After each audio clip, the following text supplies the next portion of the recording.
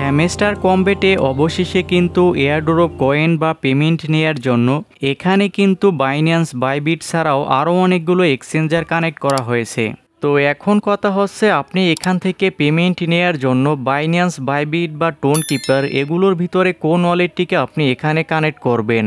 তো আমি বলবো অবশ্যই আপনি এখানে বাইন্যান্স এই ওয়ালেটটিকে কানেক্ট করে নেবেন। আর কেন কানেক্ট করবেন সেটাও বলছি। কারণ এখান থেকে আপনি যখন এয়ারড্রপ কয়েনগুলো বাইন্যান্স বা বাইবিট বা টোন কিপারে নেবেন, তখন আপনি যখন এই কয়েনগুলো সেল করবেন তখন কিন্তু আপনি বাইন্যান্সে এগুলোর থেকে সব থেকে ভালো রেট পাবেন।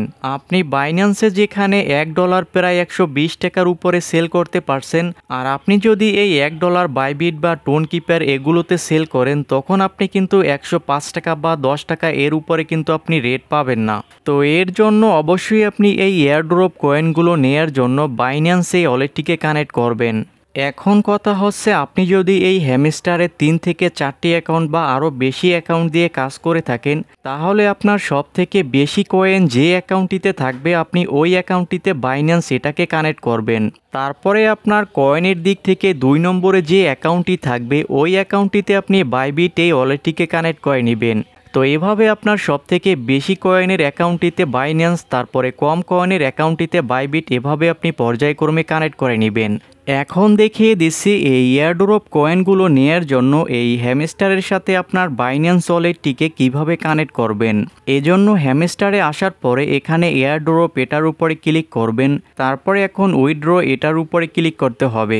এখন আপনি যেহেতু এখানে বাইন্যান্স ওয়ালেটটিকে কানেক্ট করবেন, এজন্য এখানে বাইন্যান্স এক্সচেঞ্জ এটার উপরে ক্লিক করবেন, তারপরে এখন ইয়েস আই হ্যাভ ইট, তো এটার উপরে ক্লিক করতে হবে। এখন আপনি যদি আপনার বাইন্যান্স ওয়ালেটটিকে ওপেন করেন, সেখানে আপনি একটি হ্যামস্টারের অ্যাড্রেস পাবেন এবং একটি মেমো পাবেন। তো সেই কোড দুইটিকে এখানে বসাতে হবে। তো এর জন্য অবশ্যই আপনাকে বাইন্যান্স অ্যাকাউন্টটিকে আগে থেকেই তৈরি করে নিতে হবে। এখন আপনার বাইন্যান্সে ওয়ালেটটিকে ওপেন করে নেবেন। তো আপনার বাইন্যান্সের ভিতরে এরকম একটি ইন্টারফেস দেখতে পাবেন। এখন আপনি উপরের কর্নারের দিকে যে বাইন্যান্স লোগোটি রয়েছে এখানে ক্লিক করবেন, তারপরে নিচের দিকে এখানে যদি বাইন্যান্স লাইট লেখা থাকে তাহলে আপনার ফিচারটি এখানে ঠিক আছে। আর যদি এখানে বাইন্যান্স প্রো লেখা থাকে তাহলে আপনি বাইন্যান্স প্রো ওটার উপরে ক্লিক করে এই ফিচারটিকে নিয়ে আসবেন। তারপরে এখান থেকে ব্যাক করে ডান কর্নারে যে ওয়ালেট লেখা রয়েছে, তো এই ওয়ালেট এটার উপরে ক্লিক করবেন। এখন উপরে 2 নম্বরে স্পট এই অপশনে ক্লিক করবেন, তারপরে নিচের দিকে এখানে ডিপোজিট নামের যে অপশনটি রয়েছে এটার উপরে ক্লিক করে দিবেন। তারপরে এখান থেকে আপনার হ্যামস্টার কম্বেটকে খুঁজে বের করতে হবে।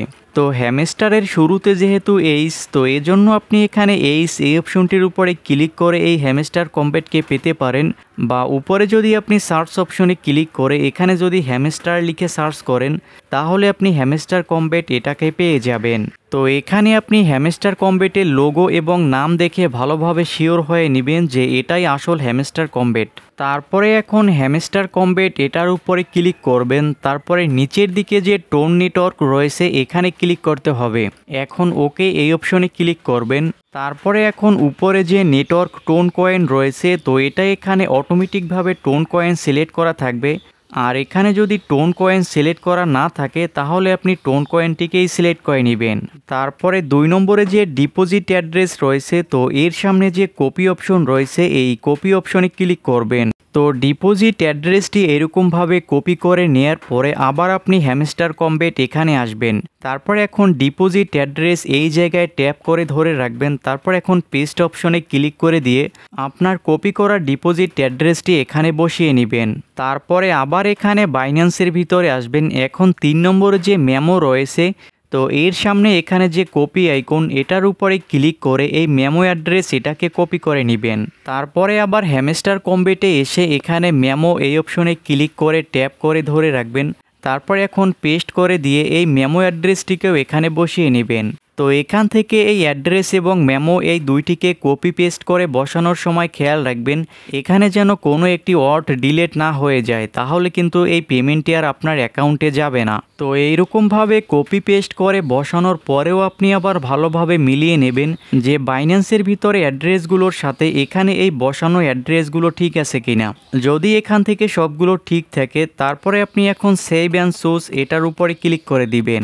আর তাহলেই এখানে কিছুক্ষণ প্রসেসিং নিয়ে আপনার বাইন্যান্স ওয়ালেটটি এই হ্যামস্টারের সাথে কানেক্ট হয়ে যাবে। তো আপনার যদি এই বাইন্যান্স ওয়ালেটটি এটার সাথে কানেক্ট হয়ে যায় তাহলে আপনি বাইন্যান্স এখানে আপনি টিক অপশন দেখতে পাবেন।